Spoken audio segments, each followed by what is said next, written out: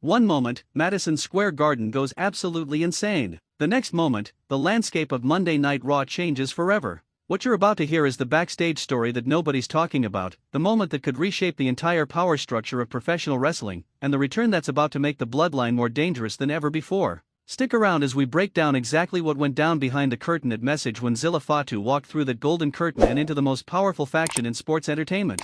The Bloodline has always operated on a simple principle: family first. Loyalty runs deeper than blood when you're talking about Roman Reigns and his crew. But here's the thing that makes this moment so significant. The Bloodline has faced criticism, challenges, and division from nearly every angle. GUSO's journey toward independence, the tension between wanting to lead and wanting to follow, the constant pressure from every competitor on the roster who sees a crack in their foundation. They needed reinforcement. They needed fresh blood, no pun intended. And that's exactly what Zilla Fatu represents. Now here's where the backstage angle becomes absolutely genius from a storytelling perspective. Imagine the scene. Monday Night Raw has just concluded. Roman Reigns is in gorilla position, the adrenaline still pumping from his latest conquest. The Bloodline is gathered, discussing the state of their empire, when suddenly there's a commotion. A familiar face. A face that carries the Bloodline legacy literally in his veins. Zilla Fatu, stepping into the fold not as an outsider or a challenger, but as family claiming his rightful place at the table. The psychology here is absolutely layered. Zilla Fatu is young. He's hungry. He's trained in the tradition of the Anoa'i family, carrying the weight of expectation and honor that comes with that name. But more importantly, his entrance into the Bloodline adds something the faction has been missing lately: a sense of inevitability. A sense that no matter how hard you fight, no matter how many numbers you're facing, the Bloodline just keeps growing. They keep adding pieces. They keep getting stronger. Think about what this does to every other top star on the roster. Seth Rollins is dealing with his own fallout and personal demons. Cody Rhodes has to wonder if he's prepared for a Bloodline that's now even more stacked. Braun Breaker, climbing that mountain, suddenly realizes the mountain just got taller. Obafemi, emerging as a genuine force, sees another heavyweight added to a group that already controls so much real estate on Monday Night Raw. The ripple effects are immediate. But the real storytelling gold here is what this means internally. GUSO has established himself as someone who can stand on his own, who can make his own choices, who doesn't need the Bloodline to validate his existence as a competitor.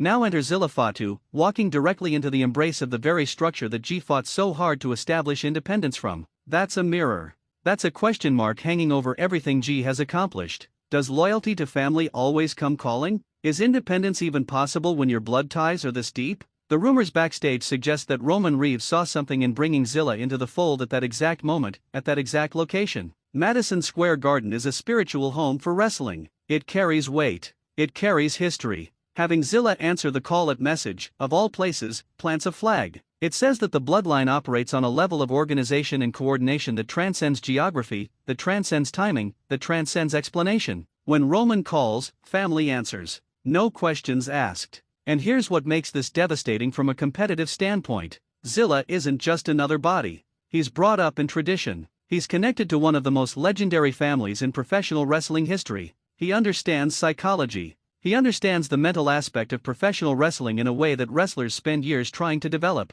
He comes by it naturally. Factor in his youth, his athleticism, his hunger to prove himself as a third-generation competitor with something to prove, and you're looking at a weapon that the Bloodline can deploy in ways that opposing wrestlers aren't prepared for. The timing of this is also worth discussing. We're entering a period where the Bloodline needed something beyond just dominance. They needed intrigue. They needed a story to tell beyond who they're going to destroy this week. Zilla Fatu joining their ranks at Message creates an entire new narrative. How will he adapt? What role will he play? Will this spark conflict or strengthen their bonds? These are the questions that carry storylines forward. These are the conversations that make fans tune in week after week. From a character development perspective, this is fascinating because Zilla has always had the potential to be this player on the main stage. He's got the genetics, the training, the mindset. But there's something about stepping into an established, dominant group that tests you in ways that flying solo never could. Can he handle the pressure of being part of the most famous faction in modern wrestling? Can he live up to the expectations that come with that name and that affiliation?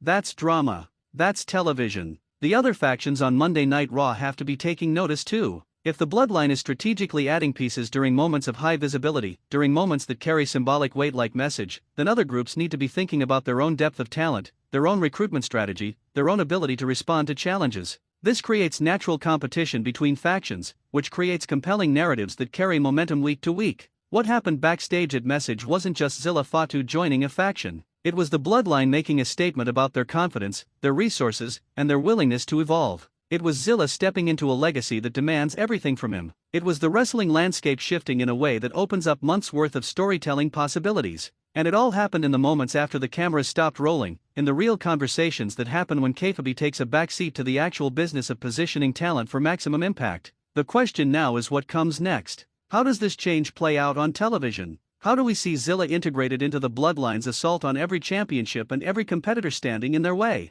How does this affect the personal dynamics we've already seen developing? These are the threads that WWE Express will be following closely as this storyline unfolds. If you want to be part of this conversation, if you want to dive deeper into the character psychology and narrative implications of where professional wrestling is heading, hit that subscribe button and join us for more original analysis of the stories that matter. This is WWE Express, and we'll see you next time.